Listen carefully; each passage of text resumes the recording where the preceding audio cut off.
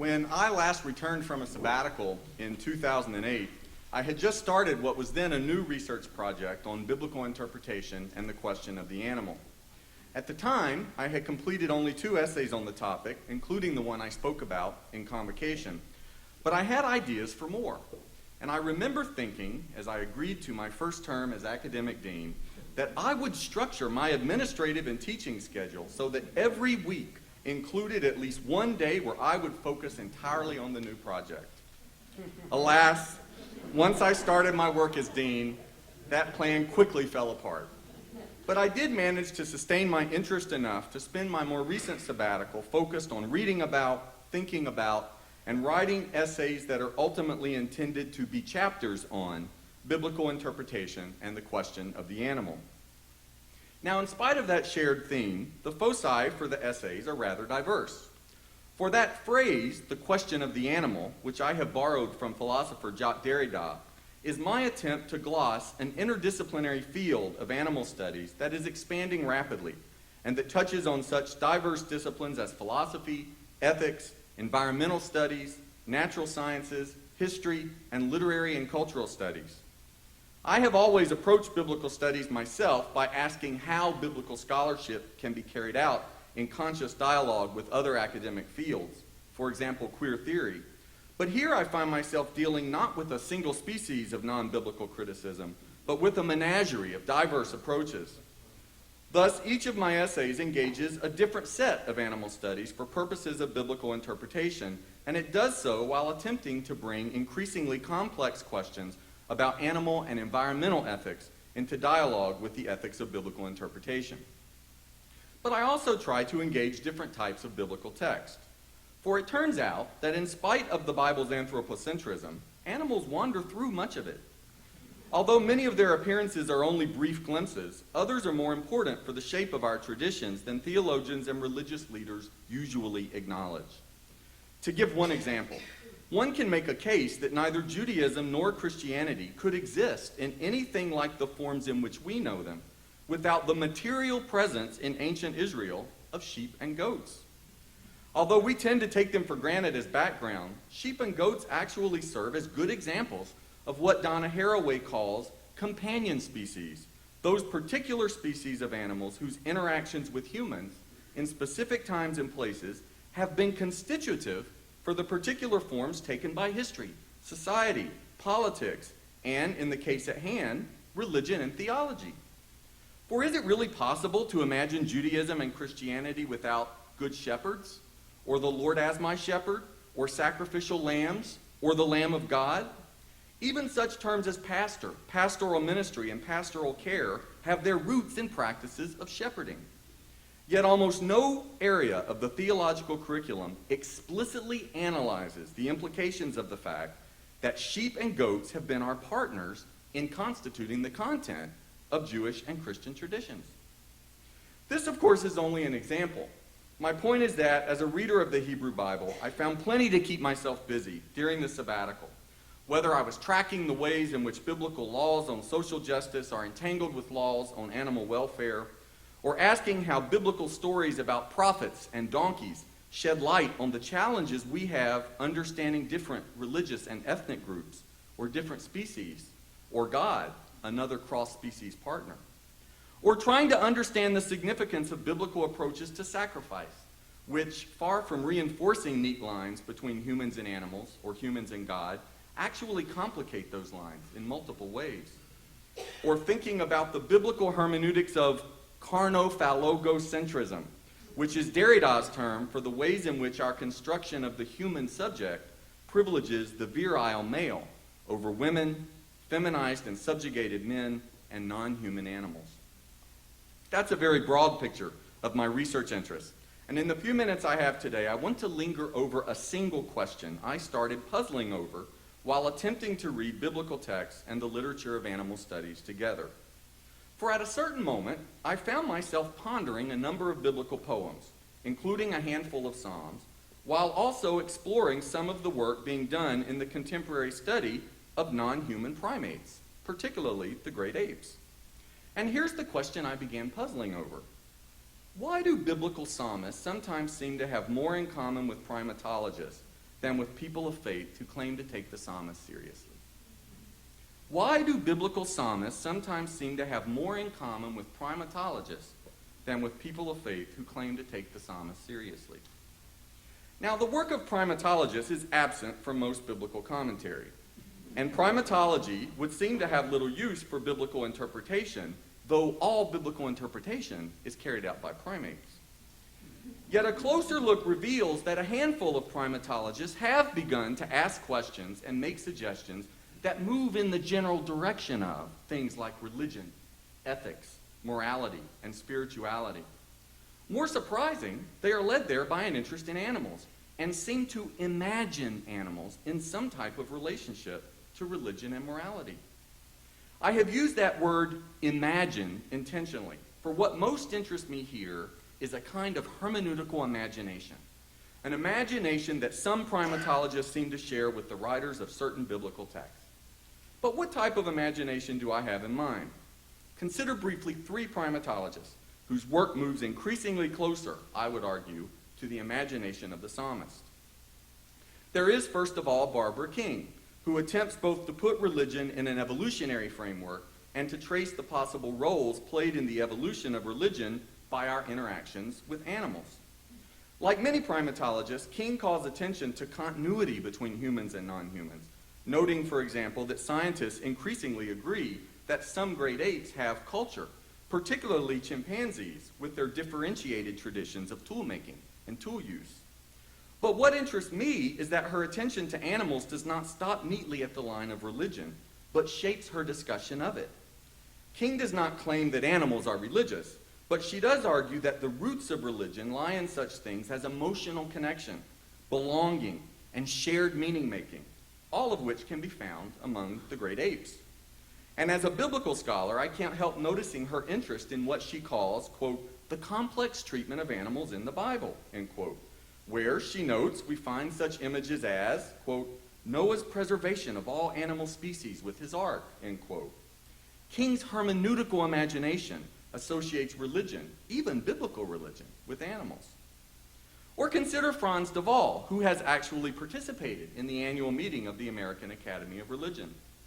De Waal has for several years been arguing against what he calls a, quote, curious dualism, which pits morality against nature and humanity against other animals, end quote. This dualism, which understands morality to be a uniquely human phenomenon overlaid on top of and in opposition to evolutionary processes, can be found in diverse thinkers from Freud to Richard Dawkins. De Waal, however, like Darwin himself, argues that the building blocks of morality are already present in non-human animals. Without denying brutality in nature, de Waal uses his knowledge of research on mammals to underscore the presence of such phenomena as empathy, consolation, helping responses, gratitude, reciprocity, fairness, and even altruism, particularly among great apes, but occasionally also in other primates or uniquely self-conscious mammals such as dolphins and elephants.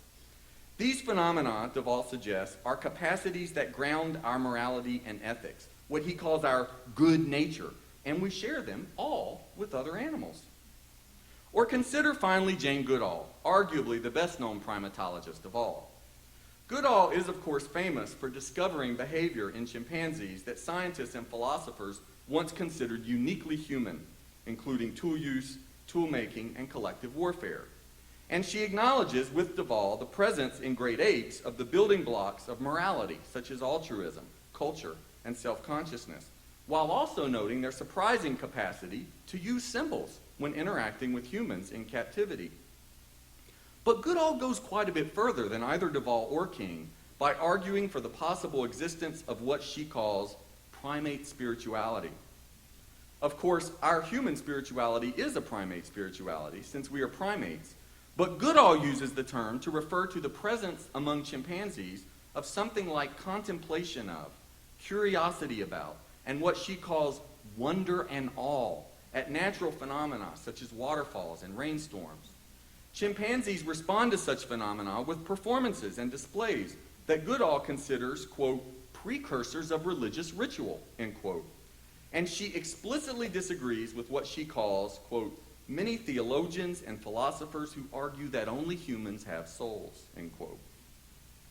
Now, by calling attention to arguments made by primatologists, I want to be clear that as a biblical scholar, I'm not trying to make empirical claims myself about whether non-human animals have a spirituality or morality. I also do not intend to evaluate the accuracy of the evolutionary origin stories that structure such arguments. While I am interested in all of these matters, what I want to underscore here about the primatologists is their willingness to broaden the scope of such matters as religion, morality, and spirituality, so that they include non-human animals. For although this willingness puts them at some distance from the traditional foci of theological education or the content of the average sermon, I want to suggest that it has parallels in the hermeneutical vision of the biblical writers. Consider, for example, the psalm quoted for today's title. Psalm 36 opens with a reflection on the wicked who misunderstand and limit the nature of God. The first 4 verses could fit very well into anthropocentric norms for theological discourse. But when the psalm turns from the misguided beliefs and actions of the wicked to consider the actual nature of God, one discovers that the extent of God's activity exceeds the human realm.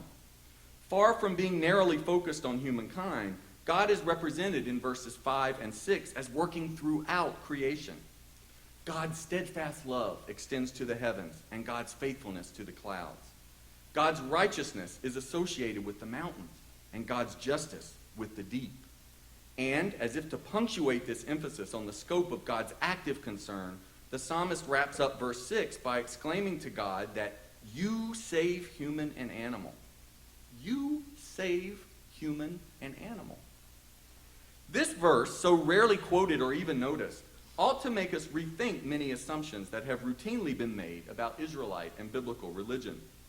For much of the 20th century, biblical scholars and theologians argued that biblical religion was centered around history and salvation, while other ancient religions were concerned with nature and fertility.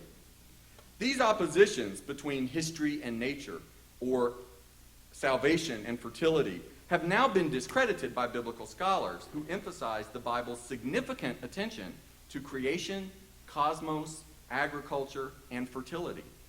But this shift of emphasis has taken place alongside the emergence of ecological hermeneutics, which highlights biblical representations of a God who engages directly with elements that we often call nature, including non-human animals. And the psalmist's notion that God saves animals does put animals in a direct relationship to God.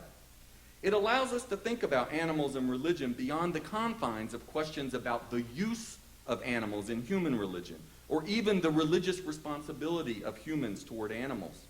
According to the psalmist, God saves animals. And far from standing alone, this assertion fits within a strand of biblical tradition that acknowledges God's direct care and concern for, or intervention on behalf of, other living creatures. Consider our other reading from Psalm 104. The presence of animals in this hymn is obvious, but God's relationship with them is active and ongoing. God feeds them. God gives them drink. God gives them specific places to live. And these gifts of God to animals are not secondary to God's gifts to humans. They are interweaved with God's gifts to humans. You give grass to the cattle, you give bread, wine, and oil to us. At night, the lions roar, seeking their food from God. The sun rises, the lions go home, and humans go out to work for our food. Look at the sea. There go the ships, and there's the animal Leviathan. These all look to you, the psalmist says, human and animal alike. You give us all your breath, spirit, ruach, and we live. You take away our breath, spirit, ruach, and we die. Similar motifs appear elsewhere. In Isaiah 43, wild animals, including ostriches and jackals, honor God for providing water in the wilderness. In a more famous poem in Isaiah 11, wild predators, domestic animals, and human children all coexist in peace after the Spirit of the Lord inaugurates a messianic age. The firstborn animals of the Israelites are saved on the night of the first Passover, even as the firstborn animals of the Egyptians die. After the cattle wear sackcloth along with humans in Nineveh, God reminds Jonah that God is concerned about the animals in Nineveh as well as the humans. As Barbara King notes, God does save animals by commanding that Noah take them on the ark. And when Job accuses God of failing to respond adequately to Job's suffering, God disrupts the anthropocentric assumptions held by Job and his friends and calls Job's attention to a larger sphere of divine activity, one that is populated by lions, ravens, mountain goats, deer, wild asses, wild oxen, ostriches, horses, hawks, eagles, and the great creatures, Behemoth and Leviathan. No wonder yet another poem, Psalm 148, with a vision as lively as that of Goodall, imagines wild animals, cattle, creeping things, and birds praising God in wonder and awe alongside humans and other elements of creation. Like the Primatologist, all of these biblical texts challenge conventional assumptions about humans, other animals, and religion. But the biblical texts do so by putting animals in a direct relationship to God. And while the Primatologists expand our vision by combining animals and religion in evolutionary origin stories, the Hebrew Bible sheds light on God's concern for animals by including animals in origin stories of its own. For in spite of the skewed reading of a single verse of Genesis 1 to justify human domination of animals, a careful reading of biblical creation accounts reveals a more complex picture. Thus, in the Yahwistic account, animals are made as companions for Adam, and from the same Adamah as Adam, and they share the Garden of Eden. And the priestly account reorganizes animal life by dividing animals among 2 days of creation, rather than lumping them into a single day for animals. God creates land animals on the same 6th day as humans, indicating perhaps that we are also land animals. God calls animals good and gives both animals and humans the command to be fruitful and multiply. And the Hebrew word nephesh, which is the word most often translated into English as soul, is used 4 times for animals in Genesis 1 before it is ever applied to humans. Goodall, it turns out, has the Bible on her side when it comes to animals and souls. Unfortunately, our failure to sustain the hermeneutical imagination of the biblical writers may be partly to blame for the fact that we are now making it impossible for animals to continue to obey God's command in Genesis. For instead of multiplying, many animal species are disappearing rapidly today as we destroy the places that, according to Psalm 104, God gave them to live. As the primatologists continually note, growing numbers of animal species, including many primates and all the great apes apart from us, are threatened today with what scientists call the 6th great extinction, the first human-induced great extinction, which is being created by our desires for cheap energy, paper, palm oil, minerals, meat, and cell phone and laptop parts. There are many factors at work in this disappearance of animals, but I want to emphasize here the failure of our communities of faith and our theological education to foster the hermeneutical imagination shared by the psalmist and the primatologist.